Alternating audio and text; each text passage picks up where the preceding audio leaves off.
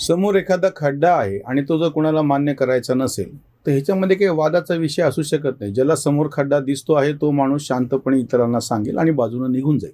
पण ज्याला हे मान्य करायचं नसतं, समोर खड्डा आहे, तो प्रत्यक्ष खड्ड्यामध्ये जातो, पडतो आणि नंतर मग आरडाओरडा काय होती, वेगळं सांगायची गरज नाही.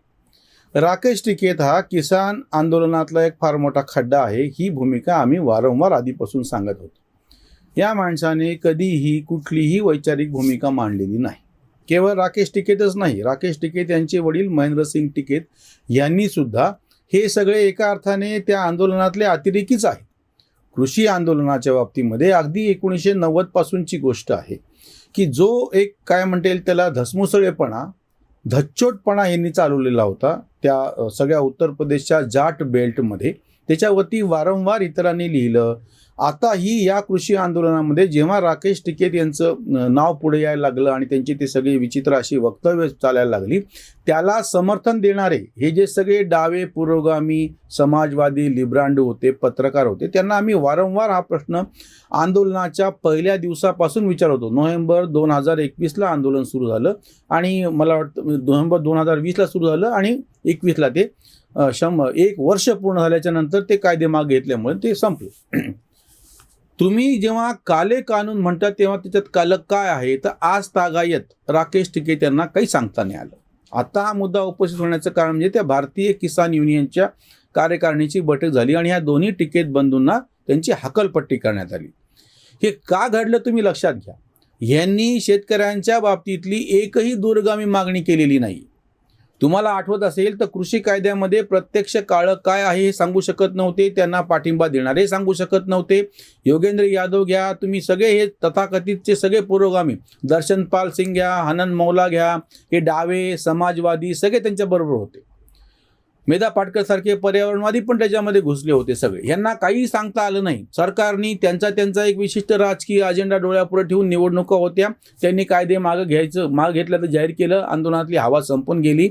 आता जो प्रश्न निर्माण झालेला आहे त्याचं उत्तर राकेश टिकैतनी द्यायला पाहिजे किंवा त्यांना पाठिंबा देणाऱ्या सगळ्या तथाकथित ह्या लिब्रांडोंनी द्यायला पाहिजे. सरकारने निर्यात बंदी जाहीर केली गावाला, त्याचं कारण काय तुम्ही लक्षात घ्या. हे सगळे बोलताना काय म्हणत होते, म्हणजे तुमच्या लक्षात येईल की आम्ही हा खड्डा आहे असं का म्हणतो आहोत. ते हे असं म्हणत होते की MSP की लीगल गारंटी चाहिए. आणि सगळ्यांना असं वाटत होतं की काय चांगली गोष्ट आहे. अगदी बरोबर बोलायला लागले ते की MSP जाहीर करायची, त्याच्यापेक्षा खाली भाव पडलेले असतात, शेतकरी बिचारा अडचणीत सापडलेला असतो आणि सरकारने ते खरेदी करावं. सरकारने जरी नाही केलं तरी MSP जाहीर करावी, त्याच्या खाली जो खरेदी करेल त्याच्यावरती गुन्हे दाखल करावेत. आत्ताची गोष्ट आहे, 1 2 नाही 3 पिकाच्या बाबतीत हे घडलेलं आहे. आत्ता गव्हाची निर्यात बंदी सरकारने जाहीर केले कारण की आंतरराष्ट्रीय बाजारपेठेमध्ये गव्हाचे भाव वाढलेले आहेत. रशिया युक्रेन युद्धामुळे भारतीय गव्हाला मोठ्या प्रमाणामध्ये किंमत आलेली आहे. ती किंमत आली याचा सुगावा लागताच जवळपास बहुतांश शेतकऱ्यांनी आपल्या गव्हाचे परराष्ट्रात करार करायचे म्हणजे निर्यातीचे करार करायला सुरुवात केली आणि शासकीय खरेदी योजनेला गहू कमी पडण्याची शक्यता निर्माण झाली. आता तो मुद्दा येतो.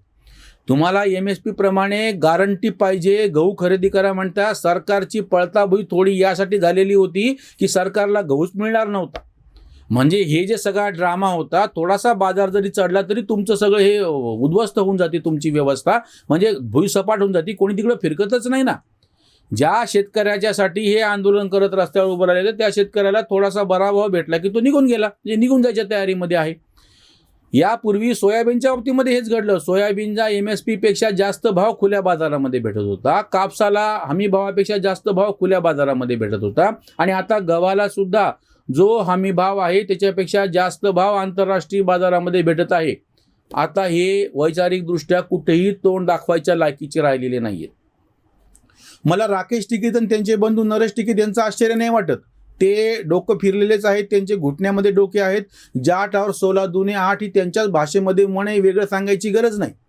त्यांना पाठिंबा देणारे सगळे आता कुठे आहेत. आज जे ह्या सरकारला म्हणजे ह्या सरकारने खरं तर शेतकऱ्यावरती कुऱ्हाडच घातलेली आहे. गव्हाची निर्यात बंदी केल्यामुळे गव्हाचे भाव कोसळणार, मग तो गहू त्या शेतकऱ्याला अपरिहार्यपणे शासनाच्या खरेदी योजनामध्ये घालावा लागणार आणि तशा पोटी शेतकऱ्याचं नुकसान होणार. शेतकऱ्याचं उत्पन्न दुप्पट होण्याच्या गोष्टी करणारे जेव्हा शेतकऱ्याच्या गव्हावरती निर्यात बंदी लावतात आणि शेतकऱ्याचे पाय कापतात, याचं उत्तर आता हे कुठून देणार आहे. यांनी आग्रह धरला होता म्हणून ते कृषी कायदे वापस आले. खरं तर त्या कृषी कायद्यांमध्ये शेतकऱ्याला बाजारपेठेचं स्वातंत्र्य मिळत होतं. शेतकऱ्याला बाजारपेठेचं स्वातंत्र्य भेटलं असतं या सरकारला निर्यात बंदी करायची हिंमत झाली नसती, कारण की तसा कायदा आहे, तुम्ही त्याच्यामध्ये हस्तक्षेप करू शकत नाही तसा.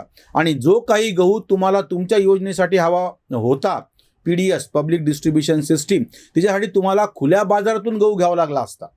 म्हणजे शेतकऱ्याला 4 पैसे सगळ्यात जास्त भेटण्याची संधी कुठून निर्माण झाली होती? बाजारपेठेतून, सरकारी योजनेमधून नाही. आम्ही यापूर्वी सुद्धा व्हिडिओ केलेला होता की MSP प्रमाणे सरकारने गहू खरेदी केल्याच्या नंतर जो शिल्लक गहू राहिला, मागच्या वर्षीची गोष्ट आहे, या सगळ्या आंदोलनाच्या ड्राम्यामध्ये जो शिल्लक गहू राहिला, सरकारची गोदामाची क्षमता संपून गेली होती, क्षमतेपेक्षा दुप्पट गहू खरेदी झालेला होता. आणि आता उरलेला गहू खुल्या बाजारामध्ये विकायचा असेल तर त्याला किंमत हमी भावा इतकी सुद्धा येत नव्हती. अशोक गुलाटींनी आकडेवारी सगळं जाहीर केलेलं होतं. हे सगळं असताना सुद्धा हे आडमुटपणा करून ते कृषी कायदे वापस घ्या म्हणून बसले. सरकारने ते वापस घेऊन टाकले, त्याचा राजकीय फायदा घेतला. 5 राज्यातल्या म्हणजे पैकी 4 मधल्या निवडणुका जिंकल्या, विशेषतः उत्तर प्रदेशमधल्या. आता हे भारतीय संयुक्त किसान मोर्चा SKU असं जे ते SKM केलं होतं ना काहीतरी, सगळ्या वेगवेगळ्या संघटनांचं मिळून, त्याच्यामध्ये यांची जी भारतीय किसान युनियन होती टिकेत यांची, त्याच्या कार्यकारिणीने आता हे दोघांना, या बंधूंना हाकलून दिलेलं आहे. म्हणजे तुम्ही सगळा तो एक काय तुम्ही तो सगळं हे लक्षात घ्या घटनाक्रम कसा आहे ते. म्हणजे हे कोणीतरी उठतं, आडमुटपणानं रस्त्यावरती बसतं, ते कायदे शेतकऱ्यांच्या हिताचे आहेत की नाही हे काहीच न समजून घेता फक्त काले कानून वापस घ्या म्हणतं. त्याच्यामध्ये एवढी मोठी फौज उभी राहते त्यांना पाठिंबा देणाऱ्यांची, डावे, समाजवादी, पत्रकार, विचारवंत, लिब्रांडू. आणि ह्या सगळ्यांना खुशी वाटते की चला आपलं कसं ऐकलं आणि ते कायदे कसे मागे घ्यावे लागले. 2 भयानक गोष्टी याच्यातून घडल्या. एक तर शेतकऱ्याचं काय नुकसान झालं आम्ही सांगतो आहोत. आत्ता गव्हाला निर्यात बंदी लावायचं सरकारने आणि गव्हाचे भाव पाडण्याचं अतिशय गलिच्छ असं राजकारण केलेलं आहे. आणि हे सगळं पाप या कृषी आंदोलनाचं आहे की ज्यांनी याच्यासाठी सरकारवरती दबाव आणलेला होता. दुसरी सगळ्यात महत्त्वाची गोष्ट ही घडलेली की जी आम्हाला अजून जास्त भयानक वाटते, रस्त्यावरती उतरून झुंडशाही करून संसदेनं पास केलेले कायदे मागे घ्या म्हणायला लावणारे आता कुठल्या तोंडानं बोलणार आहेत? सरकारने समजा उदाहरणार्थ ज्ञानवापीचा वाद चालू आहे, त्याच्यावरती आम्ही आता व्हिडिओ करणारच आहोत. ज्ञानवापीच्या प्रश्नावरती उद्या सरकारने 1991चा कायदा वापस घ्यायचं ठरवलं तर तुम्हाला आता बोलायला तोंड काय राहणार आहे?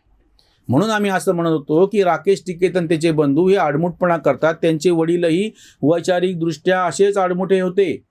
शेतकऱ्यांचं दीर्घ काळासाठी जे एखादी योजना राबवून त्याच्यात कशामध्ये हित आहे यांना कधीही जाणीव नव्हती, किंवा असली तरी हे त्या डाव्यांच्या हातातलं खेळणं होते की त्यांनी शेतकऱ्याच्या हितापेक्षा शेतकऱ्याच्या ह्याच्यावर आधारलेले दुसरे जे उद्योग आणि बाकीचे त्यांचं हित साधलेलं आहे, पण शेतकऱ्यांचं हित साधलेलं नाही. डाव्या चळवळीनं नेहमीच ग्राहकाला सगळं फुकट आणि स्वस्त कसं भेटू शकेल किंवा उद्योजकांना कच्चा माल स्वस्तामध्ये कसा भेटू शकेल याच्यासाठी हे सगळं षडयंत्र रचलेलं होतं. पण ह्याच्या नेमकं उलट शेतकऱ्याचे भाव जर कुठल्या निमित्तानं चढत असतील, जसे आता गव्हाचे भाव चढलेले आहेत, सगळ्यांनी मिळून सरकारवरती यासाठी दबाव आणणं आता गरजेचं आहे की तुम्ही कुठल्याही परिस्थितीमध्ये ही निर्यात बंदी प्रत्यक्षामध्ये आली नाही पाहिजे. शेतकऱ्याला गहू जास्त भावामध्ये बाहेर विकता आला पाहिजे. पण हे घडलं नाही, कारण की हे सगळे एका अर्थाने शेतकरी विरोधी, म्हणजे सरकारचं धोरण हे शेतकऱ्याचं मरण हे सरकारचं धोरण, हे जे शेतकरी संघटना आधीपासून सांगत आली होती त्याच मार्गाने आताचंही सरकार गेलेलं आहे. त्यांना तथाकथित विरोध करण्याच्या नावाखाली म्हणून काळे कायदे वापस घ्या, काले कानून वापस लो म्हणणारे आणि MSP की लिगल गॅरंटी दो म्हणणारे आता त्यांच्या संघटनेमध्ये फूट पडली. ते तर काय, त्यांची संघटना विखुरली झाली आहे. आता प्रत्यक्ष ह्या ज्या सगळ्या काय म्हणता येईल क्षतिग्रस्त असा जो शेतकरी आहे, जो आत्महत्याच्या कडेवर होता, आता परत आत्महत्या वाढण्याची शक्यता आहे. आणि ती आता दक्षिणेत आणि खाली नाही, उत्तरेच्या पट्ट्यामध्ये वाढतील, पाण्याच्या प्रदेशामध्ये वाढतील. या महाराष्ट्रामध्ये ऊसाच्या शेतकऱ्यांनी केलेली आत्महत्या, त्याच्यावर आम्ही व्हिडिओ केला होता. आता पाण्याचे पीक घेणारे गव्हाचे शेतकरी पण आत्महत्या करताना तुम्हाला दिसतील. इतका वाईट निर्णय आहे आणि ह्याला जबाबदार हे कृषी आंदोलनवाले आणि त्यांना समर्थन करणारे कृषी कायद्याच्या विरोधामधले हे सगळे याचे गुन्हेगार आहेत. ह्यांच्यावरती तशा अर्थाने आता गुन्हे दाखल झाले पाहिजे. इथेच थांबूयात. धन्यवाद.